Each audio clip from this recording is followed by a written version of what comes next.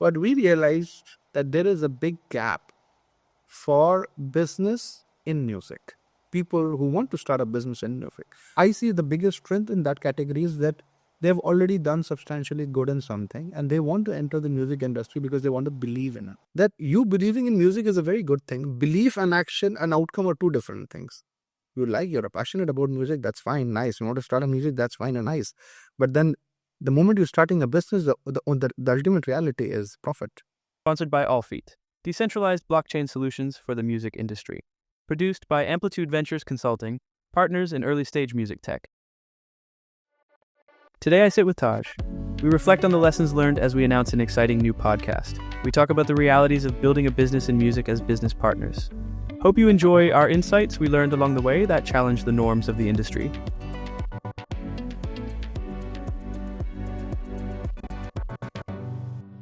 Hey guys, and welcome back to the Sound Connections podcast. This will be the last episode of the year, and it will be a bit special. It'll be different than what you're used to. In the studio, actually just a few kilometers from where I live, I have my business partner, Taj. Welcome. Oh, hi, how are you, Jacob? So a lot of people might not know Taj, but Taj has been working with Amplitude Ventures for about 2 years.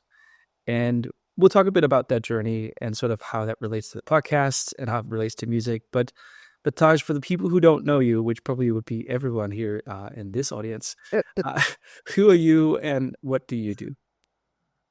Okay, it's a long story, but I'll just make it crisp and short. I'm originally from India. I came in Norway 3 years back, and I was new in the country. I didn't know anybody, so I was just I was standing in one of the venues, a student venue, which is very famous in Stavanger. That's called Falcon. And I just went in and I said, I just want to start volunteering with you. And there was one of the shows, and I was just doing the ticketing in the gate. And then the ticketing manager, the manager of the venue said, "Oh, I should make." And we had a long conversation with that venue manager, and said, I should make you some person who I met. Is that interesting? You will like it. And that's so Jacob. I said, okay, yeah, sure. So we just met for briefly talked for 4 or 5 minutes. I said, yeah, interesting, man. Let's connect. And and then I came for a coffee, which was supposed to be 20, 25 minutes. And it ended up like 1.5, 2 years. 2.5. And that coffee has now been for 2.5 years. We're still been. So this coffee is not finishing till now. That's how I met Jacob. And then I started in Capella as at that time, Amplitude Ventures as a sales and marketing strategy. I'm still working on that, and we have seen a lot of ups and downs. But the really good thing is that every day is new, every hour is new, and there is a whole new adventure that we are on. So thank you so much for having. And right now, I'm still leading the sales and marketing from what I started as day one, and always been an employee of Amplitude, working really trying to hard and make a difference. That's it. It's really interesting, and obviously, Taj, you're a bit more than an employee. You're a partner in the business, but the reason why we have you on the episode is actually that we're be starting another podcast as well, and that is I'll just tease to it, and we can come back to it later. But Sound Connections have grown to become rather large podcast. It's one of the largest in the world within the music industry. And we have a lot of listeners wherever we go for conferences. There's a lot of recognition of sort of the exposure we give to the industry and education. But one thing we realize as well is that music is difficult to some degree, just because there's a lot of unsaid things. There's a lot of emotional aspects to music. It's a relatively fragmented industry, and to be honest, not very easy to understand, even if you would understand it academically. And the podcast also reflects that. The podcast with Sound Connections is really the business of music. And how do we make sure that we make good choices, are informed about innovation in this space? But the podcast is not really about business in music. Like, what is it if you come not from music? If you want to be a businessman first and foremost, and you see an opportunity in music, how do you approach music? And the Sound Connections podcast does not necessarily address that audience. But when we travel around Europe and we speak with startups, we know that at least half, if not the majority of the people come from that. Mm. That's why who better than a person who doesn't come from music and doesn't really care about music, Taj, but still works in music to start a podcast about exactly that.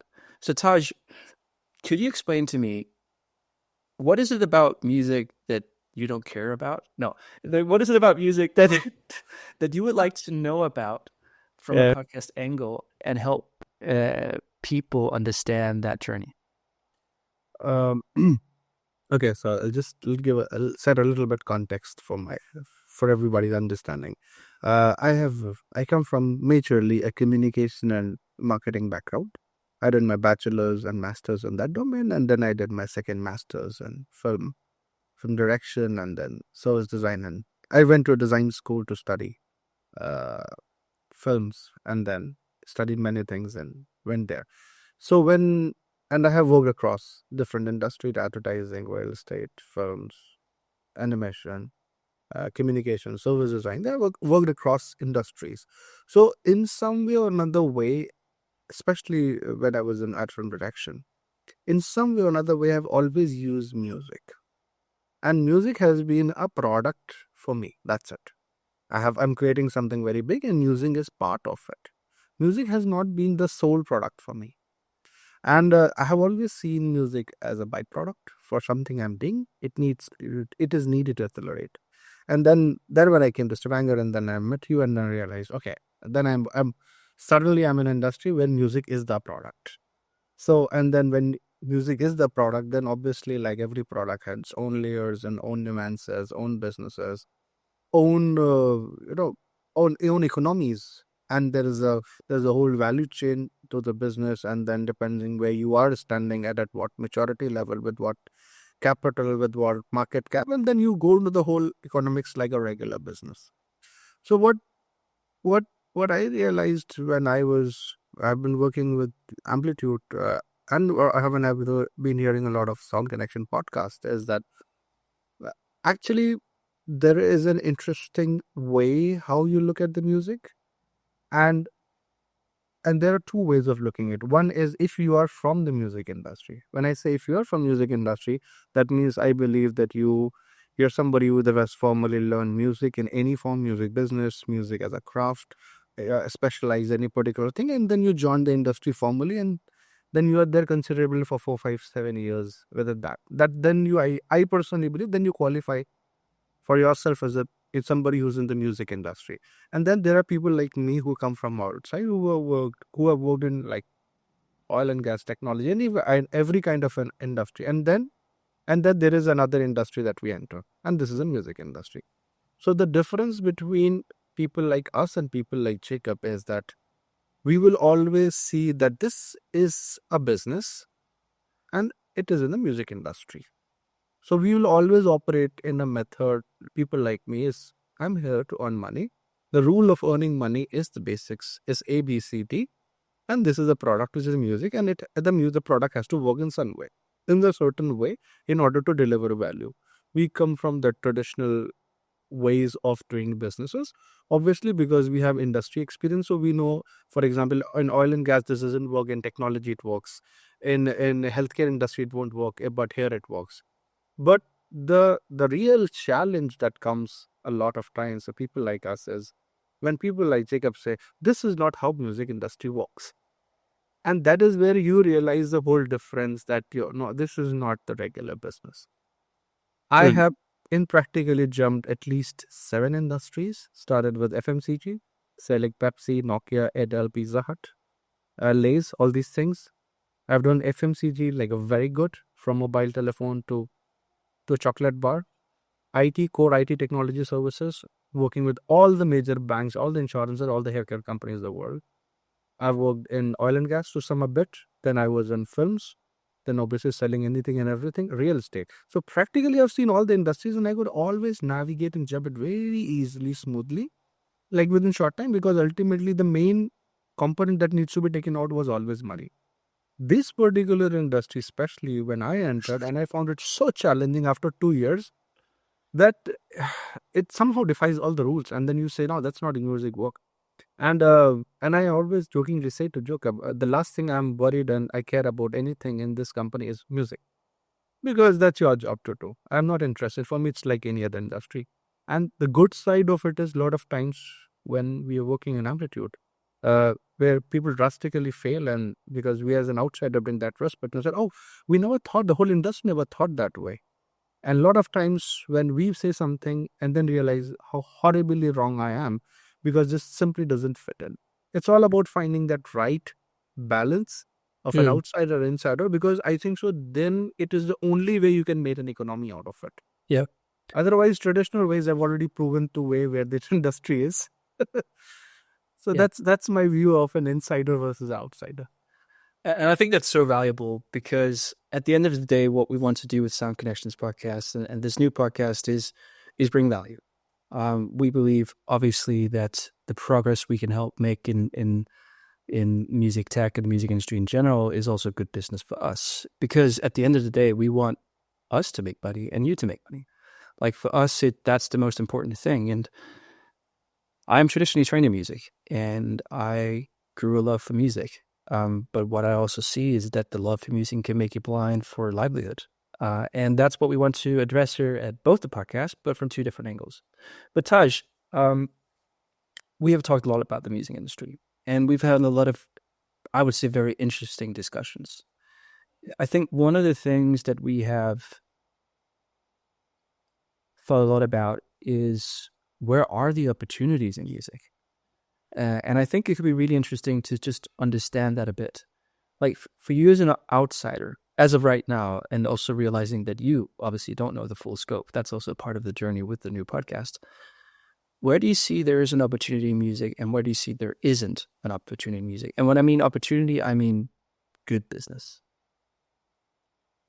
Like, honestly, okay, the context is music industry from my perspective is very hard to make money for the one simple reason, because it's a passion economy. And whenever there is a passion economy is involved, there has been traditionally a rule that people will not care for money. And that is where the biggest damage is done to the industry. Because imagine you are doing producing a music piece because you're passionate about it, and you have put 10, 15, 20 hours, and you say, I'll not charge, I'll charge very less. The damage it is doing to others is that those who went to the university, those who spent like really good amount of your life, when they come out to their tomorrow in the market to ask for money, because there is already a free stuff available. And I'm not against people producing free stuff out of passion, but the real danger, what it does, it kills the person who is, it kills the economy for everyone. It doesn't happen in coding industry, technology. It doesn't happen in oil and gas. It doesn't happen in FMCG. It happens nowhere.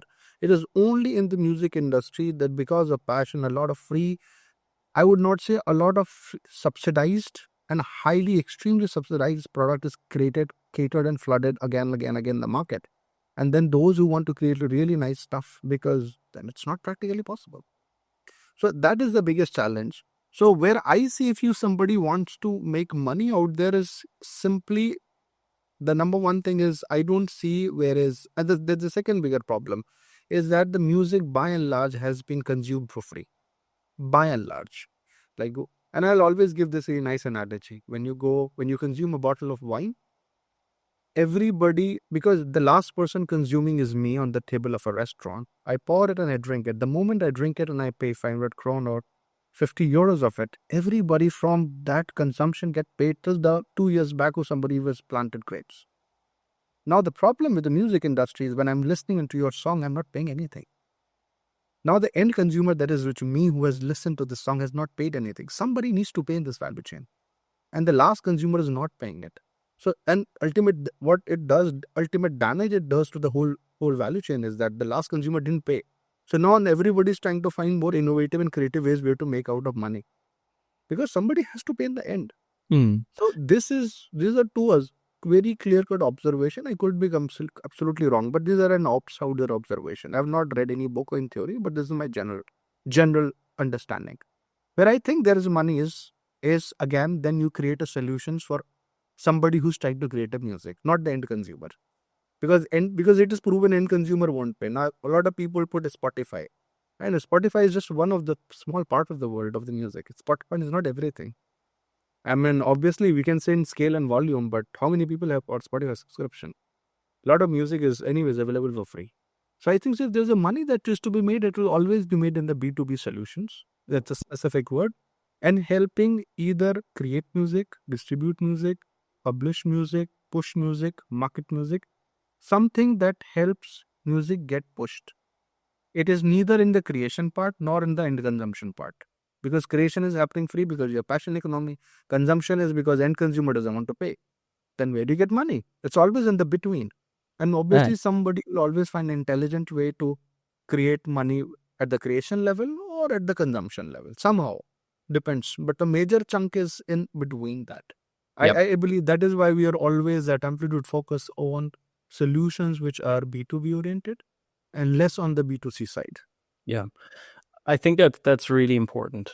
Um, and that's also, I think, where some founders get a bit hurt or disappointed. Um, is if you go on my LinkedIn and you read some of the articles I've done on music tech financing, I provide some pretty clear, it's called evidence on our arguments here, so you can go and read them. But there's only specific places in music where there's really money to be made, Mm, and we're quite bullish on that because all the numbers point to that. But anyways, and not because that needs to be a big focus on the podcast as an agenda. It's just important to know that there's places to make money and there's places not to make money. mm, But the core part of that is that you need to most likely know music quite well in order to have a place in this market, but you also need to know business quite well. Um, mm, and then there's several complexities. Also, in some of my articles, I talk about industry market fit, which is a term one of my good friends, Vicky Nauman, has coined. And that mm, is most founders are used to the two terms product market fit and investor market fit, which basically means you need to have someone who wants to buy your products and you need to have investors that believes in your products. But the music industry has a quite particular extra layer, which might come from a lot of industries, but in particular music, and that is industry market fit. That there's mm. sentimental, bureaucratical, political, gateholder fits that needs to be addressed as well. And for that, the knowledge of the industry can be quite key. And so this is where we need to navigate this. So if anyone here is listening to the Sound Connections podcast right now, and some of the conversations that I have are just way too philosophical or like doesn't really cover the basis of what you need to have, we won't announce the name of this podcast yet. It will launch in about a month's time, but you can follow our channels closely. Then you can go to the new podcast and sort of deep dive into that. But Mhm. but Taj, what do you believe will be the output of this new podcast? Like, what kind of audience will we reach, and why do they need to be addressed? Uh, Background of this. Actually, how did this podcast originated? So it originated actually. The idea of it was born in Slush actually. So I and Jacob went to Slush this year, and then we were sitting, and I was listening to a lot of interesting people in Slush, a lot of meta people. What I realized that there are two category of people in this space. Number one, who who are from inside the music industry. When I say inside, somebody who has been associated with music in direct or indirect form for at least 5 to 7 years. Because 2 3 years you're doing your own stuff, and after 3 years the reality hits on your face. I said there's money, and then you start figuring out where it is money, and then everybody finds money in some space or another one. And then the second category is the people who are really passionate about music, but they have not been inside the music industry for inside the proper industry, and they think that they can make some difference and create an economy. So in a very simple nutshell, what I would say, there is something called new business of music, and there is another thing called a business in music. So sound connection is more primarily targeted at business of music, because anybody and everybody you listen and hear there knows like things in and out. And then now within that industry, they're talking about one of the intricacies in different. But we realized that there is a big gap for business in music. People who want to start a business in music, and I think so that category is, I see the biggest strength in that category is that they've already done substantially good in something, and they want to enter the music industry because they want to believe in it. They believe the first, they don't make it, they don't believe in making money, because had they believe in making the money, there are better ways. They know themselves very well. Those, but they believe more in music, and they see, because they believe in music, they want to make, they then the business will come. And I think so that is where they get it a little wrong. That you believing in music is a very good thing. Belief and action and outcome are two different things. You're passionate about music, that's fine, nice. You want to start a music, that's fine and nice. But then the moment you're starting a business, the ultimate reality is profit. And how can you make a profit in an industry which is already too fragmented? And that is where we realize that there is a need for a podcast, especially dedicated to people who want to start a business in music. Mm. So that's how this whole idea germinated. And obviously we worked in layers and layers and layers. And then after a point, we got quite convinced that there is a need for that. And that's how we thought we should start. Yeah. So Taj, um, we'll keep this episode short because it's just like a quick touch upon sort of the year that has come and our reflections and sort of what we want to do spin off for next year. Um, but we are going to raise the ambitions for both the new podcast and this podcast. So, guys, if you want to have more information about our company, go to Amplitude Ventures. Follow us on LinkedIn. Follow our channels. We'll be very present there. And this is just one out of multiple spin-offs we'll do in the future. At the end of the day, we believe that there is business to be made in music, Hmm. but you need to be smart. There needs to be done research. You need to look at the numbers. You need to look at the money. And over these next year to come in 2025, that's what we're trying to help you understand where there's business to be had. Mm. Because we support innovators and founders. But the reality is, I've been a founder in this space for 12 years. It's a pretty sucky industry. Like it's, I would do it all over again because I have a particular hunger for self-infliction of pain to some degree. But besides that, there must be better ways of pursuing a career than the way that I have done it. And that's the pursuit we're on now. Like, what is the better way? And how can we share it with you guys? And so thank you for taking responsibility upon yourself also to taking that different angle. I think that can be really helpful. Thank you so much. And I believe that uh, I don't know whether there's money or not, but I certainly believe if you're starting a business in music, the first word here is business. And in the next podcast for the next coming year, I'll just try to make my best to make sense whether there's a business or not. Because music, anyways, you believe in it. So, what my job is to make you believe whether there's a business or not. Because ultimately, I believe that when there's money, then everybody's happy. But thank you so much, Jacob, for having me here. And thank you, everyone, for listening. And I hope you'll enjoy the podcast when you break it. Yeah, thank you. I normally say to you guys, I hope we talk again soon, but I'll probably talk to you in 10 minutes. Oh, So, well, you have another meeting starting in 5 minutes. Paddy, we'll talk soon, Taj. Have a good Yeah. day. All right. Take care of yourself. Bye.